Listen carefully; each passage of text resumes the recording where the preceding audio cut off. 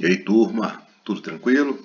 Vamos para mais uma videoaula e continuando a geopolítica das Américas, vamos falar hoje de Venezuela, Colômbia, com a questão das Farc e encerrar com os protestos que aconteceram em 2019 em alguns países sul-americanos. Show?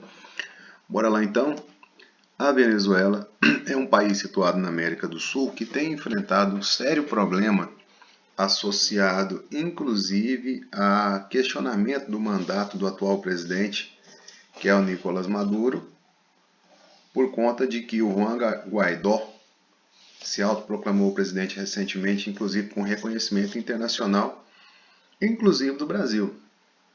Então hoje o Brasil não reconhece o Maduro e reconhece o Guaidó, assim como os Estados Unidos e alguns outros países. De cara aqui eu estou mostrando um pouco dos apoiadores do Hugo Chávez, com o cartazinho Chaves vive, o chavismo é o que sustenta o Maduro no poder, e um pouco a respeito dos protestos contra o chavismo dentro da Venezuela. Bora avançar então. Olha só, para a gente entender o que está acontecendo hoje na Venezuela, a gente tem que compreender o que foi o governo do Chaves, como que ele se ascendeu ao poder e como que ele estabeleceu o chamado bolivarianismo lá. Então, o Hugo Rafael Chaves Frias era um tenente-coronel militar dentro da Venezuela que tentou dar um golpe no passado, acabou sendo preso, depois que cumpriu a sua pena, resolveu então se candidatar pelas vias democráticas e com um discurso populista, de amparo às minorias, de ruptura com as elites, ele acabou sendo eleito. Os críticos dele descrevem ele como um populista que desrespeitou as regras da democracia, eliminou a independência entre os poderes, manobrou programas sociais em troca de votos e perseguiu a imprensa. Os partidários dele dizem que não, que ele foi um grande líder que tirou milhões de pessoas da miséria, reduziu a pobreza de 42% para 9,5% dentro do país. E aí vamos lá. Em 92 ele deu o golpe frustrado ao qual me referi agora há pouco, ficou 2 anos preso. Em 1998 ele aderiu à democracia e conseguiu ser eleito presidente com 56% dos votos. Quando ele assume o poder com alta popularidade, em lua de mel com a população, ele chama um referendo para alterar a Constituição e ele ganha. Em 2000, ele foi reeleito de novo com quase 60% dos votos. Em 2002, tentaram dar um golpe nele, o povo ficou do lado dele e ele conseguiu então se sustentar no poder, só que agora com muito mais força, com claramente apoio popular, com claramente pessoas que se demonstraram estar dispostas a lutar para mantê-lo no poder. O fato é que ele chamou outro referendo diante da tentativa de golpe, perguntando se realmente o povo queria que ele saísse ou queria que ele continuasse. Se o povo quisesse que ele saísse, ele ia sair. Lógico que ele sabia que a popularidade dele estava em alta. Consequentemente, o referendo determinou que ele deveria continuar na presidência. Em função dessa nova prova de força, o que ele fez? Ele foi reeleito em 2006, em um momento em que disparou o preço do petróleo. A Venezuela é a maior reserva de petróleo comprovado no mundo hoje. Diante desse dinheiro novo que passou a entrar no país, o Chávez implementou o chamado bolivarianismo. Um modelo, o socialismo bolivariano também, né? Um modelo de governo aonde ele chamou para si a responsabilidade de ser aquele que cuidaria das causas das minorias. Ele aumentou o poder dele dentro do Estado, estabeleceu parâmetros que acabaram limitando o próprio legislativo, o próprio judiciário, passou a exercer um certo controle sobre a imprensa, nacionalizou empresas, ampliou gastos sociais. Ele criou uma espécie de milícia governamental, armando muitas pessoas e treinando para o dia em que o grande capital viesse na Venezuela acabar com os ganhos sociais. Enfim, ele criou um modelo de governo aonde ele se perpetuaria no poder. Em 2007, olha isso, ele fez uma consulta aos venezuelanos sobre o fim da limitação para a reeleição. E aí, claro, ele seria reeleito diversas vezes no imaginário dele. Mas essa foi a única derrota que ele sofreu em um processo eleitoral. Mas ainda assim, ele reverteu essa derrota em um referendo. O fato é que o Hugo Chávez, se não tivesse morrido de câncer em 2013, provavelmente ele estaria no poder até hoje. E ficaria durante muitos e muitos anos, porque ele agradava alguns segmentos da sociedade que daria para ele esse respaldo. Primeiro, os militares. Segundo, os mais pobres. E aí, como ele tinha montado uma milícia extra-militar, como haviam os militares fiéis a ele, porque muitas vezes eles recebiam aumento de salário além do normal, recebiam alguns privilégios dentro da sociedade, enfim, o Chávez era militar, né? Provavelmente ele jamais perderia uma eleição. O fato é que ele morreu em 2013, só que antes de morrer, ele pegou na mão desse cara aqui, ó, o Nicolás Maduro, que na época era vice dele, levantou a mão do Maduro e falou assim: quando eu morrer, e eu vou morrer, e tá chegando a minha morte, eu vou viver nesse cara aqui. O Maduro vai ser o Hugo Chávez. Bom, o Chávez morreu, Maduro assumiu porque era vice, e constitucionalmente ele chamou novas eleições em 30 dias. O Henrique Capriles era o candidato de oposição que mais se colocava contra o Chávez durante a vida. E ele se lançou candidato a presidente, trazendo uma esperança para a elite venezuelana, para os países internacionais que estavam de olho no petróleo venezuelano, pense aí Estados Unidos em especial, porque era uma chance de derrotar alguém que não fosse o Chávez. Só que o Maduro ganhou a eleição. E a oposição não aceitou. Pediu recontagem de votos, denunciou falhas no processo eleitoral que favoreceram o Nicolás Maduro. O fato é que de lá para cá, galera, o pau quebrou na Venezuela. Estou mostrando aqui, ó, um gráfico que mostra a evolução dos combates eleitorais no caso, entre o chavismo e a oposição. Lá em 98 o Chávez ganhou com uma grande margem. Em 2000 ampliou a margem. Em 2004 reduziu um pouquinho, mas ele continuava muito na frente. Em 2006 mais ainda. Em 2012 já caiu bastante. Em 2013 o Maduro ganha por uma pequena porcentagem, o que sugeria que na próxima eleição esses 1,77% que o Maduro teve de frente provavelmente cairia, porque a oposição estava em ascensão, o chavismo estava em queda. Mas aí todas as turbulências que aconteceram no país em função do fato de que o Capriles não aceitou a derrota, acabou levando a Venezuela para onde está agora. E aonde ela está agora? Vamos lá. Inflação, insegurança, escassez, desobediência civil por parte daqueles que não aceitaram a derrota, já era o contexto da Venezuela há muito tempo e acabou sendo potencializado. O governo da Venezuela buscou a ajuda de empresas privadas para solucionar problemas associados à falta de alimento, falta de muita coisa que abastecesse a população.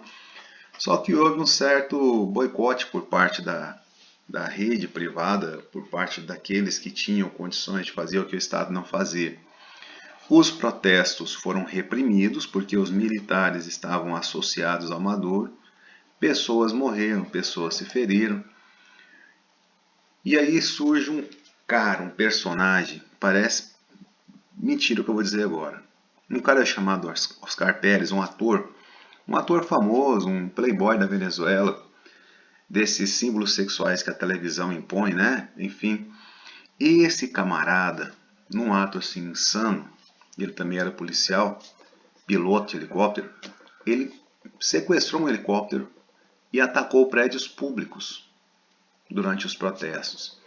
indicando, incentivando, entusiasmando aqueles que eram, que eram opositores do Maduro.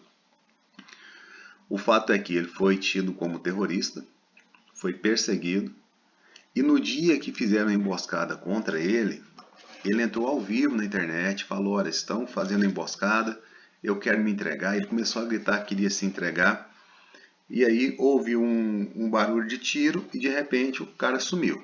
Aí a live dele acabou e ele apareceu morto. Quer dizer, mataram o cara, mataram o Tarcísio Meira da Venezuela, sei lá, o Cauã Raymond da Venezuela. Imagina que contexto.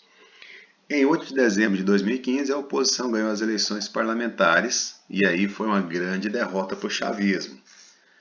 A situação era de caos, desabastecimento, problema, falta de tudo que vocês imaginarem. Olha só, em 2015 a inflação chegou a 160%, maior do mundo. Quando a oposição assume o poder legislativo, o Maduro dá um golpe. Ele chama um tal de parlamento comunal, quer dizer, ele montou uma espécie de um parlamento paralelo ao parlamento constitucional com o poder legislativo. E aí é lógico que a oposição não quis participar disso, então os grupos sociais, aqueles que apoiavam o Maduro, acabaram tomando todas as cadeiras. E na hora de votar uma lei, a lei deveria passar pelo parlamento, pelo legislativo, aquele que o Maduro perdeu, e pelo parlamento comunal, que seria uma representatividade da população, aquela coisa toda.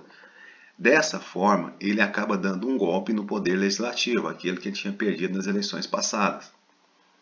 A oposição culpa o modelo socialista pela crise, o presidente disse que não, que foi a queda do preço do petróleo, que era o boicote de empresários contra o governo. Enfim, com esse argumento, o Maduro declarou emergência no país. E aí, durante essa crise, a gestão ela foi baseada em: primeiro, jornais pararam de circular porque faltou papel. Médicos denunciaram falta de medicamento, holocausto na saúde. A oposição começou um abaixo-assinado para revogar o mandato do Maduro, quase 2 milhões de assinaturas. O governo passou a cortar energia por 4 horas todos os dias, fazendo um racionamento, já que estava faltando energia. Alguns militares rebeldes se rebelaram então contra o Maduro e acabaram sendo executados em confronto. Maduro dá um aumento de 30% do salário mínimo, incluindo aposentados e, lógico, os militares. Passa a treinar 520 mil civis naquela milícia que eu falei do Chaves lá no passado, que foi abraçada, ampliada e estruturada pelo Maduro.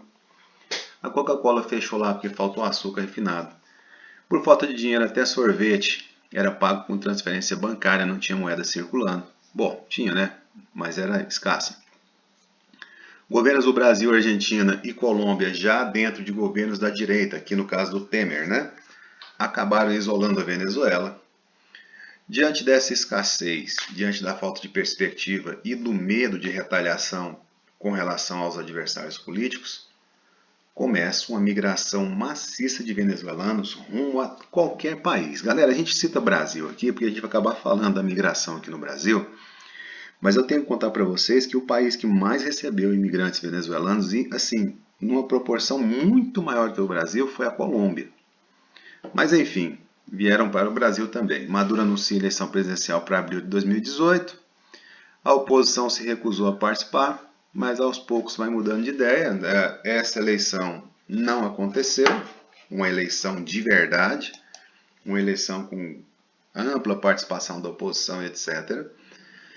Chegada em massa de venezuelanos ao Brasil, aí eu quero abrir um parêntese para falar dessa questão dos refugiados venezuelanos ou dos imigrantes venezuelanos com relação ao Brasil. Aqui são eles chegando, aqui são eles aqui dentro já, e eles acabam provocando algumas sérias consequências aqui. Então eu quero abordar a causa da saída de lá e a consequência da chegada aqui. Bora lá então? Pessoal, por que eles saíram? Crise de abastecimento, colapso do serviço público, inflação, instabilidade política e econômica, violência, perseguição política, falta de perspectiva no futuro lá e esperança de um mundo melhor aqui. Consequência da chegada, bom, aqui eles lotaram sobretudo Pacaraima e Boa Vista. Pacaraima é no estado de Roraima, tá? Exportação de venezuelanos de Roraima para outras regiões do Brasil, já que lá eles não estavam suportando, então o prefeito local e também lá em Boa Vista começaram a fretar ônibus para espalhar esse povo Brasil afora, dizendo que lá eles não iam ter muitas oportunidades. E aí o grande sonho do venezuelano é chegar em São Paulo, porque imagina que ali ele vai ter grandes perspectivas. Despesas para o Estado brasileiro, claro, muita gente, mais gasto com saúde, educação, segurança, assistência, etc. Possibilidade do aumento de pressão sobre vagas de empregos, leitos hospitalares, vagas em celas de cadeia, em cadeiras de escola, enfim, isso aumenta a xenofobia. E aí começa um sentimento de xenofobia por parte de muitos brasileiros, que significou apedrejamento, inclusive, de venezuelanos em algum momento, tá? Risco de chegada de epidemias. Eu me lembro que na época falava-se que o sarampo tinha voltado ao Brasil por conta dos venezuelanos que aqui chegavam. Aumento do número de pedintes de prostituição. Tem um esquema lá em Pacaraima que é chamado Las 80, que é o fato de que muitas venezuelanas começam a se prostituir lá e elas tabelaram o preço em R$80 da prostituição. As brasileiras estavam criando caso porque este preço era basicamente a metade do que as brasileiras cobravam. E aí, pejorativamente, passavam a chamar as venezuelanas de Las 80 por conta disso. Problemas logísticos financeiros para receber os imigrantes. Ok? Isso tudo intensifica desde 2018, quando uma eleição, segundo inclusive observadores internacionais, foi fraudada lá e o Maduro conseguiu se consolidar no poder em 2018 para um mandato de mais 6 anos. Ok? Situação atual. Em janeiro de 2019, o Juan Guaidó se declara presidente. Ele era do legislativo e, segundo ele, como executivo não tinha uma autoridade legal de fato constituída, ele seria então o presidente. Países como os Estados Unidos e o Brasil reconheceram ele presidente. Apesar de todos os problemas, o Maduro, com um certo apoio internacional, a Rússia em especial, ele consegue se consolidar. Um apoio interno, militares e aquela milícia dele também acabaram ajudando. E aí eu coloquei 4 notícias para que vocês entendam a situação da Venezuela atual. Primeiro, Juan Guaidó se declara presidente e recebe apoio do Brasil. Isso em janeiro de 2019. Trump reconhece Juan Guaidó como presidente interino da Venezuela. Isso ainda em janeiro de 2019. Imagino que foi uma ação casada, né? Eles combinaram com o outro, você se declara lá, eu te reconheço. Agora, eu não tenho a data aqui, mas já foi agora, no segundo semestre de 2020, coisa recente, Estados Unidos oferecem recompensa de 15 milhões pela prisão de Maduro. Maduro passou a ser considerado um terrorista. E aí, galera, essa é da hora, ó, 22 de junho de 2020. Trump se diz aberto à reunião com Maduro.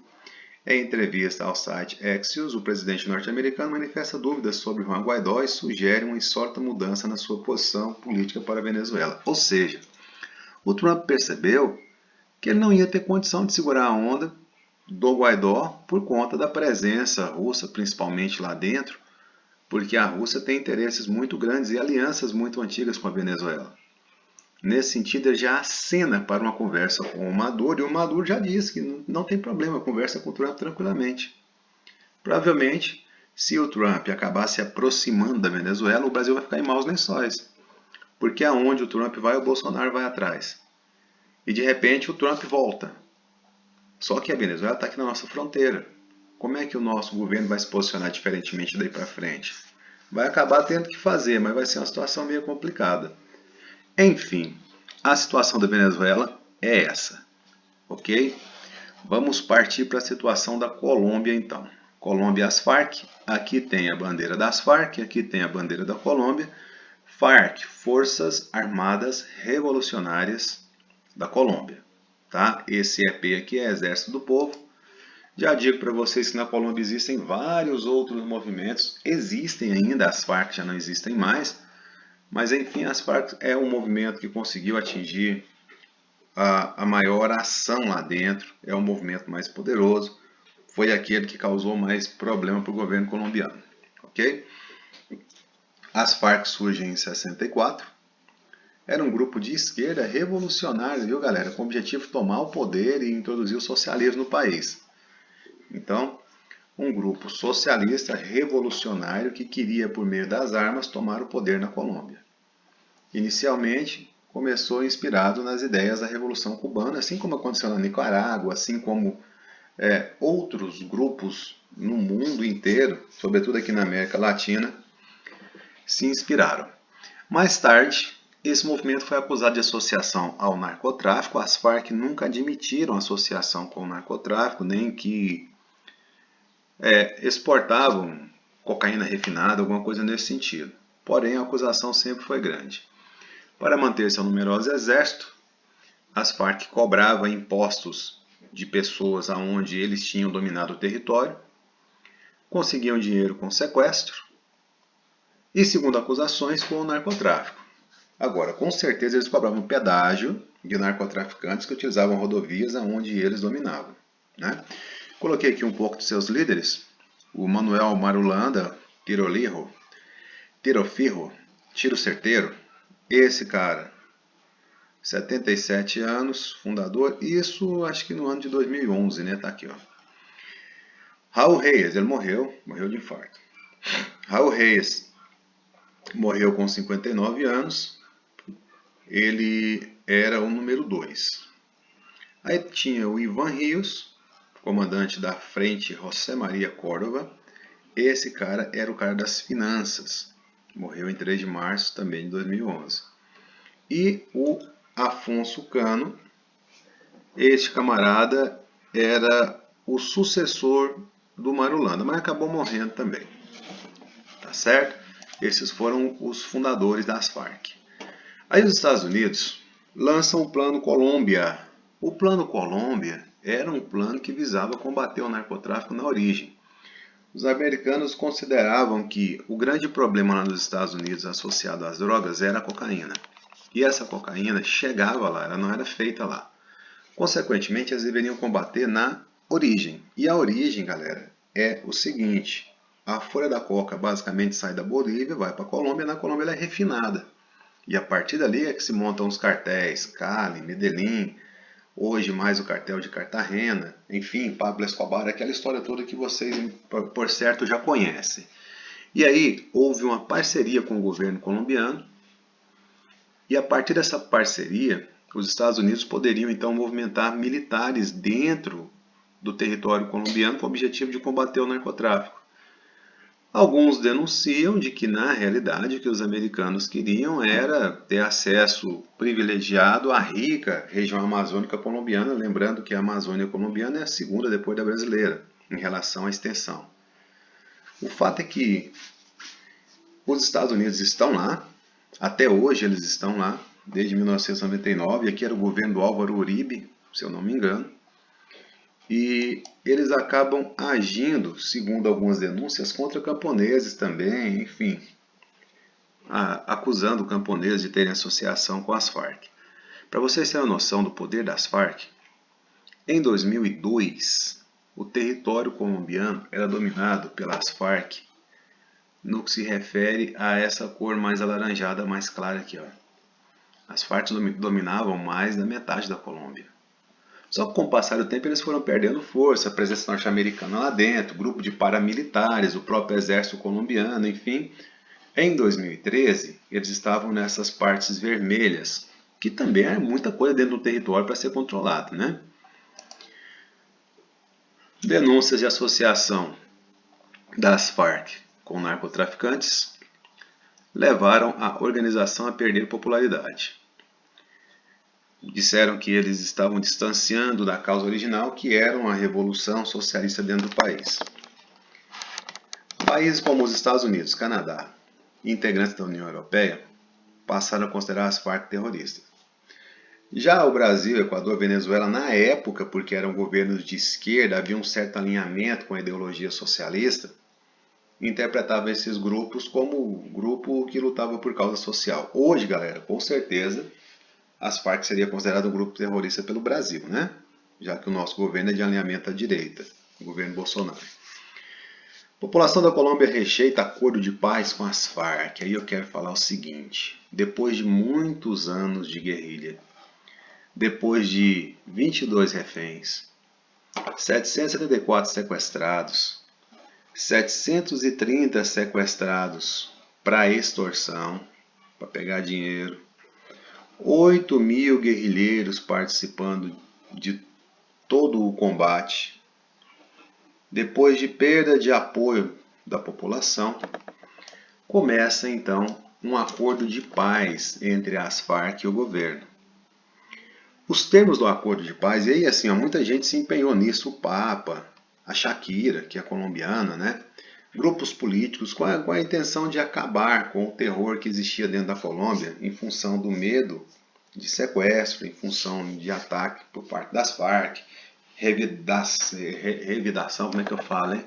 Por parte do revide em relação ao governo, e a justificativa para a existência lá dentro de grupos paramilitares ligados aos grandes fazendeiros que também atacavam as Farc e acabavam atacando gente que não tinha nada a ver. Enfim, para acabar com esse pandemônio dentro da Colômbia, foi proposto um acordo de paz. Olha os termos: reforma agrária, acesso à terra para camponeses deslocados pelos confrontos e também melhoria na zona rural no que se refere à educação, saúde e estrutura. Cessar fogo e desarmamento. Os membros das Farc entregariam as armas automaticamente. Assinou o acordo, entrega as armas. Só que se eles entregassem as armas, eles iam ficar vulneráveis. Vai que o governo voltasse atrás, né? Próximo termo, reinserção dos guerrilheiros na vida civil. Galera, desarmou esses guerrilheiros, então passaria a ter apoio do governo para voltar à vida civil. Muitos aqui estavam na guerrilha há 10 anos, por exemplo. E aí as Farc teriam direito a ser um partido político e teria cota de 5 cadeiras no Senado e na Câmara, independente se eles ganhassem a eleição ou não. Isso em 2018 e 2020. As Farc se comprometeriam a renunciar todo vínculo com organizações criminosas. E aí, galera, pensa só, se as Farc assinaram esse termo, se comprometendo a renunciar todo vínculo com organização criminosa, com o cultivo de coca, com tudo que tem associação com o narcotráfico, subentende que realmente eles tinham algum contato com isso, né?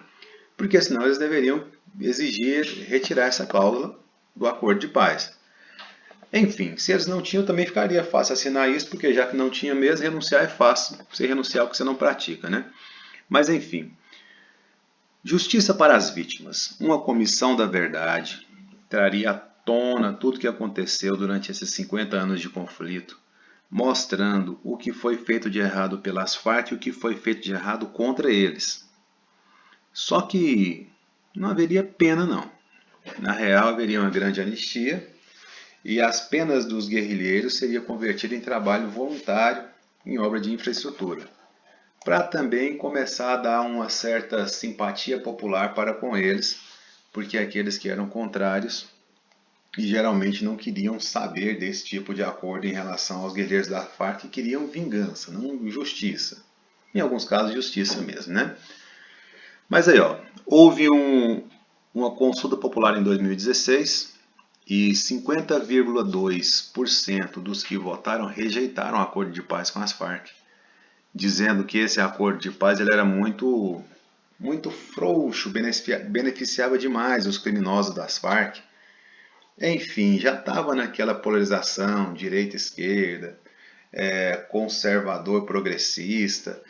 Enfim, deu tudo errado, galera. A igreja se empenhou, artistas se empenharam, o mundo se empenhou em função de fazer esse acordo de paz e acabar com a guerrilha. O povo, por maioria, disse que não. Só que passaram por cima do povo e fizeram um acordo assim mesmo. Tá?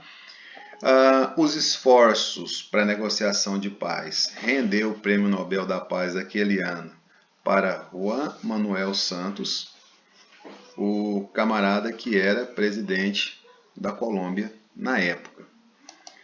E aí, o que eu posso falar que acontece hoje? As Farc viraram um partido político, tem as cadeiras lá na Câmara e no Senado, renunciaram à violência, entregaram as armas. O povo, apesar de não ter apoiado, foi 50,2, quer dizer que 49,8 apoiaram. Então tem um certo apoio popular também. E a Colômbia passa por uma situação de relativa paz em relação a conflitos com guerrilheiros neste momento. Certo? O vídeo deu meia hora, eu vou encerrar por aqui e a gente vai picotando aí os temas nos próximos vídeos, ok? Grande abraço para vocês, até a próxima.